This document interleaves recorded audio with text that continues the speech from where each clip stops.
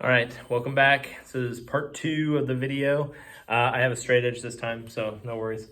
But before we go any further, I just wanted to look at the main difference between this type of problem and the one that we saw in the previous video. It looks like the exact same problem, but it's not. There's one big difference, and it makes all the difference. And here we're going to learn how to write an equation that passes through a given point and is not parallel to the given line, it's perpendicular to the given line, which means when those two lines cross each other, they form a perfect right angle, a perfect 90-degree angle, okay? So that's the first thing I want to talk about before we go any further, is when we talk about perpendicular slopes, okay? Remember, slope is that steepness of a line, okay? How steep or how not steep it is. When we talk about perpendicular slopes, slopes that when they cross, they form a perfect 90-degree angle, those slopes, the term you want to try to remember is negative reciprocal. Sounds fancy schmancy, sounds complicated, but it's really not. What that means is, for example, if your original slope, and I'll use M1, if your original slope is, for example, 2/3, okay, if that's your original slope, of the first line, if you want to find a slope that is perpendicular to that slope, in other words, crosses it at a 90-degree angle, you need to take, so we'll call the new slope, the one that's perpendicular, M2, the negative reciprocal of this slope. So a reciprocal is when you flip the rise over run or flip the fraction upside down, and then you have to make it negative, or think of it as make it the opposite of whatever it was before. So if this is positive 2/3, its perpendicular slope would be the negative reciprocal of that slope. So these two slopes are going to, those two steepnesses are going to cross each other at a 90-degree angle, making them perpendicular, okay? So we're gonna keep this right over here because we're gonna come back to that in a minute. We're gonna need this information in order to answer this, okay? All right, so what we have here is an equation. It's a linear equation. It's in slope-intercept form, which, as you know by now, is just y equals mx plus b, where m is the slope of the line and b is where it crosses the y-axis. So here we have y equals 2x plus 1. 2 is our slope, or you can think of it as 2/1, so a rise of 2, a run of 1. And then it crosses the y-axis at positive 1. So just like we did last time, let's go ahead and graph this equation so you can see what the line looks like. So we always start with our y-intercept. We know it's going to cross the y-axis at positive 1. So here's our x, y origin. Positive 1 on the x-axis is right here. There it is. Okay. Make it nice and big and easy to see.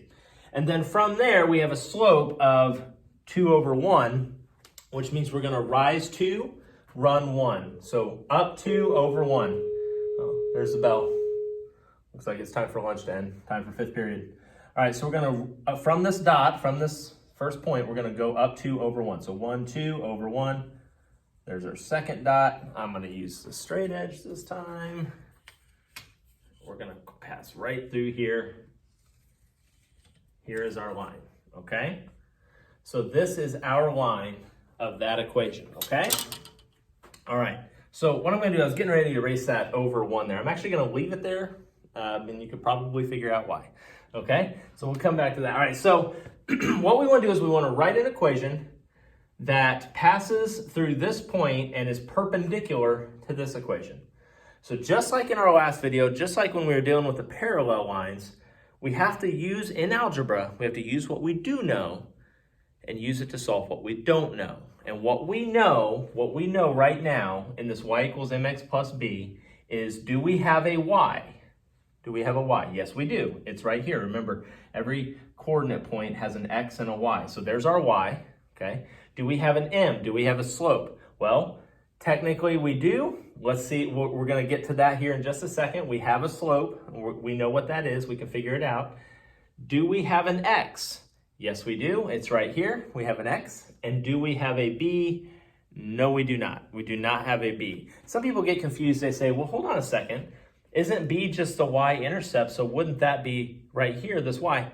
No, it would not, because here x is not 0. So this would not be your y-intercept. This is y, this is x. We're going to figure out m right now, and then we're going to figure out b.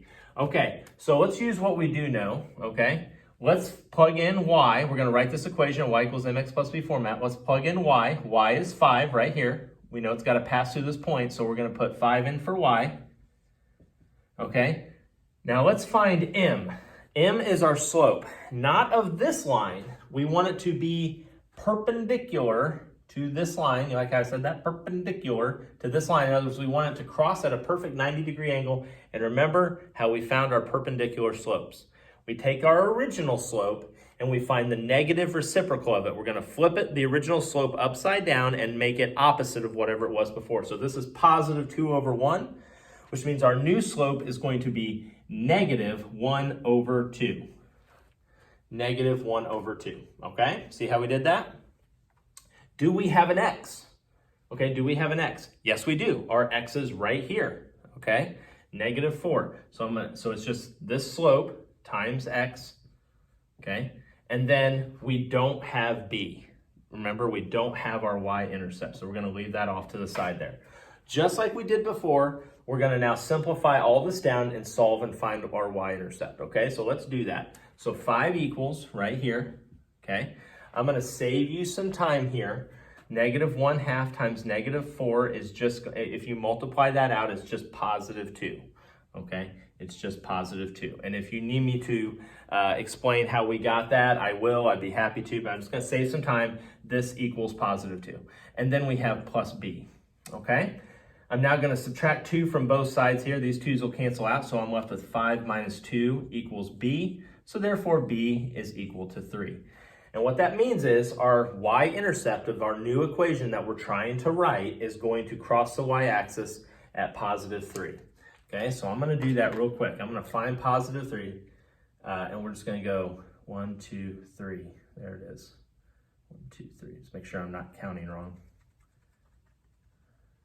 There we go. Okay, so now we can plug in what we do know for what we we're plugging in what we do know, and we solve for what we didn't know. Now we know all of them. We have a y, we have an m, we have an x, we have a b, and we're going to write this y equals mx plus b. But now, instead of saying m, we're going to say our new slope of our new line, and instead of saying b, we're going to use the y-intercept we just found. So our new equation is going to be y equals, and instead of saying m, we're going to use our slope, negative 1/2. Remember, we would not use the slope we originally had, okay, because that would give us a parallel line. We had to do the negative reciprocal, x, and then instead of saying plus b, we have our b now. We just solved it. We're going to say plus 3. Okay, so then let's graph this and make sure it's perpendicular. So we know it crosses the y-axis at positive 3. There it is. I just made that point. From there, I'm going to go down 1 over 2. So I'm going to go down 1 over 2. So down 1, 1, 2, right there. Make my second line. Grab my straight edge. Connect the dots. And what we have is a line that passes through this point and is perpendicular, 90-degree angle to this original line that we have. So here it is. Here's the answer to our question. This is the equation that passes through this point and is perpendicular to this line. Okay, so just to sum it up again, what we did was we took the original equation that they gave us and the point they gave us, and we used it, excuse me, we plugged x and y in for x and y, and then we found the negative reciprocal of the slope, simplified it all down, and got b, our y-intercept, and then that gave us our equation. Y equals our new slope times x plus our y-intercept. There's the equation. There's the graph of it. Let me know if you have any questions.